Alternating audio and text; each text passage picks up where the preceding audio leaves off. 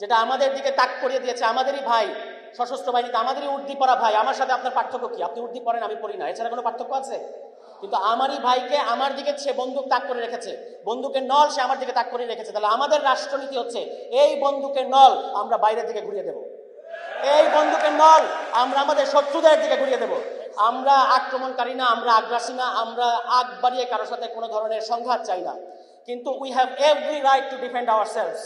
আমাদের ভৌগোলিক অখণ্ডতার দিকে যদি কেউ বদ নজর দেয়, যদি একটা ফুলের টোকা দেওয়ার চেষ্টা করে, তাহলে আমাদের বন্দুকের নল, আমাদের সশস্ত্র বাহিনীর ভাইদের বন্দুকের নল চুপ করে বসে থাকবে না।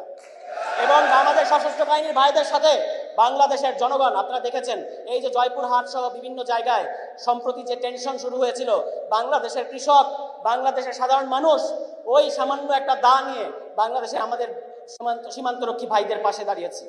এটাই ঘটবে বাংলাদেশে যদি কেউ বাংলাদেশের দিকে চোখ তুলে তাকায়। আমরা আমাদের মধ্যে শান্তিতে থাকতে চাই, আমরা ঠিক করতে চাই যে আমরা আগামীর পথ কিভাবে চলবো।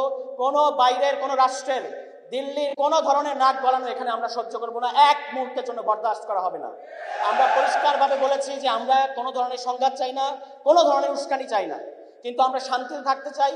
যদি আমরা কিভাবে আমাদেরকে পরিচালনা করব এটার ক্ষেত্রে যদি কোনো ধরনের বাধা দেওয়া হয়, যদি আমাদের স্বাধীনভাবে অগ্রসর হওয়ার ক্ষেত্রে বিন্দু মাত্র কোনো ধরনের আক্রমণ, কোনো ধরনের বাধা, কোনো ধরনের বিপত্তি দিল্লি তৈরি করতে চায়, তাহলে বাংলাদেশের জনগণ চুপ করে বসে থাকবে না।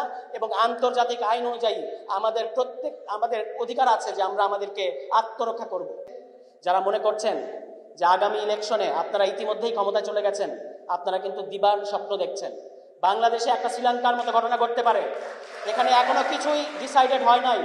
এই মাসেই রাজনৈতিক দল আসবে এবং আগামী 1 বছর যে সময়টা আছে নির্বাচনের আগে আমরা সারা দেশ চষে বেড়াবো এবং এখানে শ্রীলঙ্কার মতো বড় 2 দলকে পাশ কাটিয়ে নতুন দল কিন্তু রাষ্ট্র ক্ষমতায় যেতে পারে। যদি আপনারা আমাদের সাথে থাকেন তাহলে ইনশাল্লাহ আমরা এই ঘটনা ঘটিয়ে ছাড়বো। এবং যদি এবার আমাদেরকে জনগণ বলে যে আপনারা বিরোধী দলে থাকবেন, যদি আমাদেরকে আরো পরীক্ষা করতে চায়, আমরা সেটার জন্য প্রস্তুত আছি। কিন্তু আমরা রাজনীতিতে নেমেছি, আমরা খুব সহসা ঘরে ফিরতে প্রস্তুত নেই, আমরা ঘরে ফিরবো না।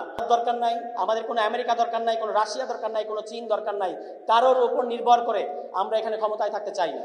আমরা এখানে ক্ষমতায় থাকবো বাংলাদেশের জনগণের ভোটে। আপনারা বলেছেন যে আপনারা আমাদের জন্য ভোট জোগাড় করে দিবেন। আমাদের রাষ্ট্রনীতি, আমাদের কর্মসূচি যদি আপনাদের পছন্দ হয়, যদি মনে হয় এটা জনগণের পক্ষের, তাহলে আপনারা আমাদেরকে ভোট দেবেন এবং আমরা ক্ষমতায় যাব। শেষ একটা কথা আমি বলবো, সেটা হচ্ছে